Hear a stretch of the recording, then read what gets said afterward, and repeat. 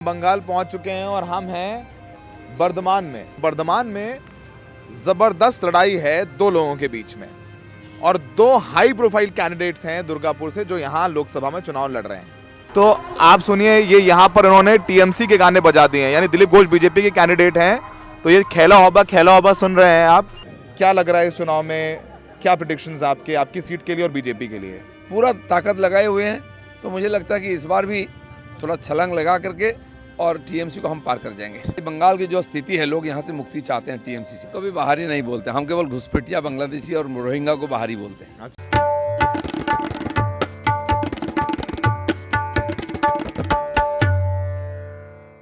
नमस्कार, the red mic में आपका स्वागत है। हम बंगाल पहुंच चुके हैं और हम हैं बर्धमान में। अब बर्धमान में हम क्यों आए हैं? बर्धमान में हम इसलिए आए हैं क्योंकि ये बर्धमान आता है दुर्गापुर लोकसभा के अंदर। रात का वक्त है और हम यहाँ पर आपको कुछ ग्राउंड रिपोर्ट्स भी दिखाएंगे। और बर्धमान में ज़बरदस्त लड़ाई है दो लोगों के बीच में और दो हाई प्रोफाइल कैंडिडेट्स हैं दुर्गापुर से जो यहाँ लोकसभा में चुनाव लड़ रहे हैं। एक हैं कीर्ति आज़ाद तो सब जानते ही हैं, क्रिकेटर, वर्ल्ड कप टीम का हिस्सा 1983 में, जिसमें कपिल देव ने हमें पहली बार विश्व कप जिताए थे क्रिकेट में। कीर्ति आज़ाद दरभंगा से बीजेपी के 2 बार सांसद रहे, फिर उनका मोहभंग हुआ बीजेपी से, फिर वो कांग्रेस आया और फिर कांग्रेस से टीएमसी ने उनको यहाँ से टिकट दिया है। वो टीएमसी से यहाँ से लड़ रहे हैं चुनाव। और वहीं बीजेपी ने अपना एक बहुत बड़ा चेहरा दुर्गापुर से उतारा है कीर्ति आज़ाद के सामने, दिलीप घोष वेस्ट बंगाल में बीजेपी के प्रदेश अध्यक्ष रहे हैं और कहा जाए कि बंगाल में बीजेपी को जड़ों तक पहुंचाने वाले, बढ़ाने वाले दिलीप घोष ही हैं।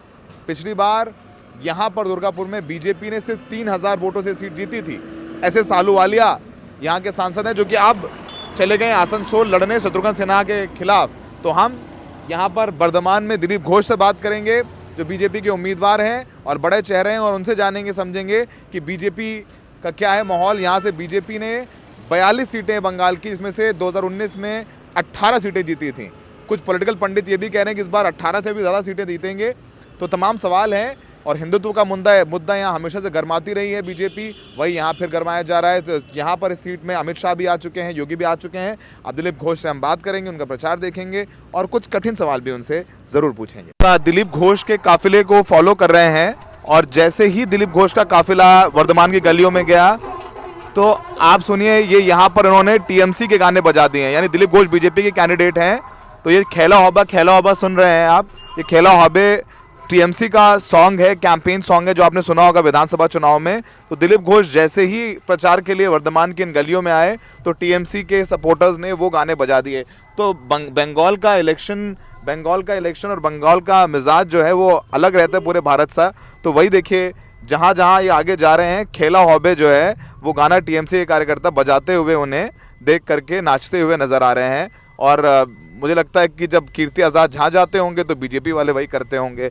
यही है बंगाल का चुनाव।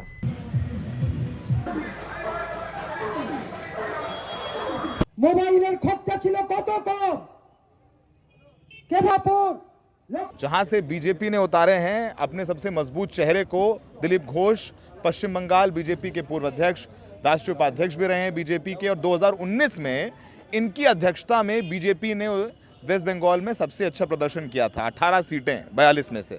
और इनके सामने उम्मीदवार हैं टीएमसी के कीर्ति आज़ाद साहब।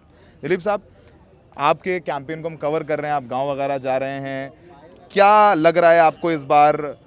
आपकी अध्यक्षता में 18 सीटें आपने बीजेपी को दिलवाई। विधानसभा चुनाव में भी आप बहुत सक्रिय रहे, रैलियां करी, बीजेपी का वोट शेयर बढ़ा, चुनाव नहीं जीते। क्या लग रहा है इस चुनाव में, क्या प्रेडिक्शंस आपकी सीट के लिए और बीजेपी के लिए? पिछले बार हमारी संगठन छोटी थी, कार्यकर्ताओं के अनुभव कम था, पार्टी भी छोटी थी। उस समय माननीय अमित शाह जी ने, अध्यक्ष थे, राष्ट्रीय अध्यक्ष, उन्होंने एक टारगेट दिया था, 22 सीट चाहिए बंगाल का। लोगों को बड़ा चौंका देने वाला वो टारगेट था, क्यों 2 ही सीट हम लोग जीते थे। लेकिन हमारे कार्यकर्ताओं ने जान लगाया, परिश्रम किया, तो हम 18 तक पहुँच गए, 1.5 दर्जन। उसमें ममता बनर्जी की 12 सीट हमने छीन ली थी।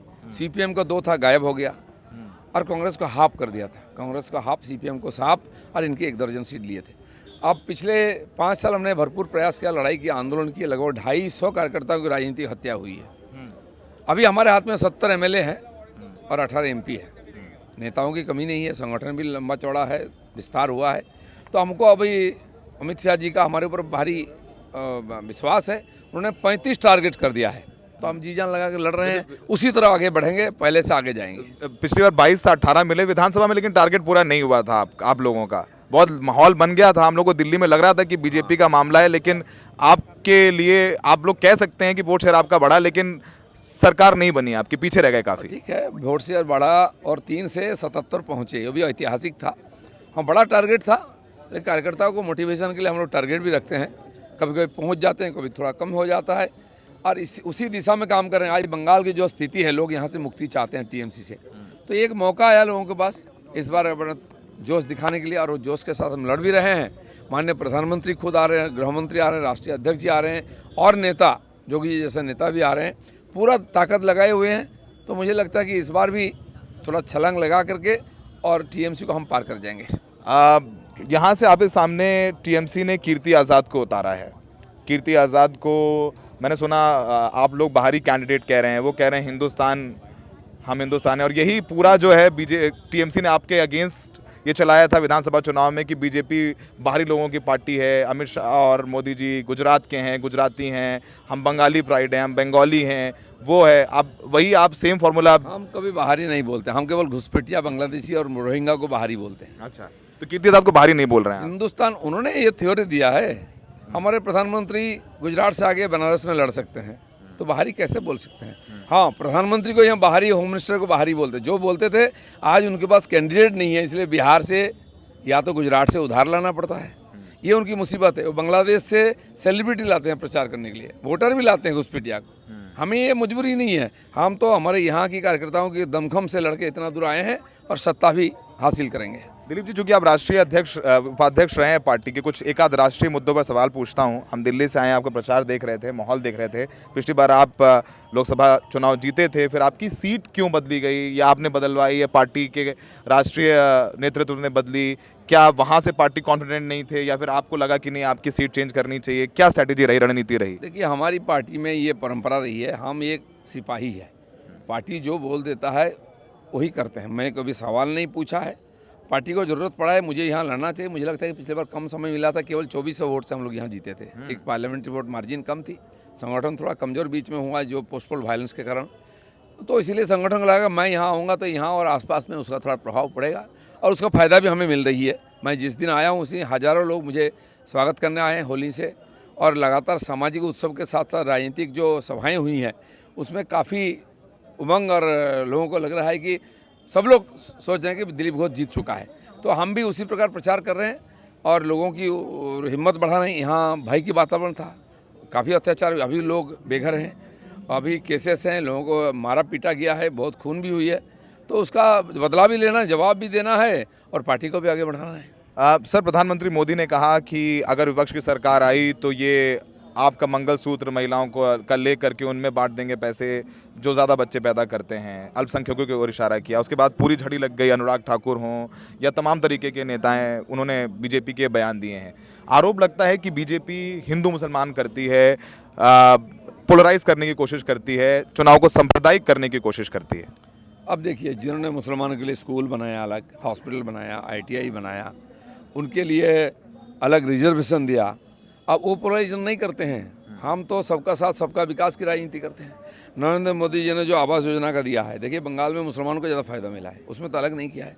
गैस दिया है, घर में उजाला योजना का, किसानों को किसान सम्मान निधि दिया है, शौचालय बना के दिया है, उसमें कोई अलग नहीं किया हम लोगों ने। बल्कि बंगाल के मुसलमान गरीब है, इसलिए उनको ज़्यादा सुविधा मिली है। तो अब कौन करता है पोलराइज? ये बात सही है। जो आज तक ये एपिसमेंट पॉलिटिक्स हुआ है, वोट बैंक की पॉलिटिक्स हो, उसका विरोध हम जरूर करते हैं और आगे भी करेंगे। लोग कहते हैं बीजेपी को मुसलमानों का वोट ही नहीं चाहिए, इसलिए बयान देते हैं प्रधानमंत्री मोदी या बाकी लोग। नहीं चाहिए, ऐसा कभी नहीं बोला हम लोगों ने। अब मुसलमान तय करें वोट किसको देंगे। जो उनको क्रिमिनल बनाया, जिन्होंने उनका हाथ में बम बंदूक दे के जेल में ठूसा, आज यहाँ मुसलमान को देखिए, जाइए जेल में, 90% क्रिमिनल केसेस में मुसलमान जेल में है। क्यों भाई? राज तो बीजेपी का नहीं है, TMC का है। आप उनके, वो तो आपका एक अभिभावक है, हर्ता है, लेकिन उन्हीं के पुलिस केस देकर अंदर करता है। चुनाव में धांधली नहीं करेंगे तो मुसलमान को केस दिया जाएगा। वो उगाई नहीं करेंगे गाय तस्करी और ड्रग तस्करी का, तो उनको केस दिया जाएगा, जेल में ठूसा जाएगा, परिवार बेघर हो जाता है। बीजेपी तो सत्ता में रहा नहीं बंगाल में कभी। क्यों मुसलमान गरीब है, क्यों क्रिमिनल है?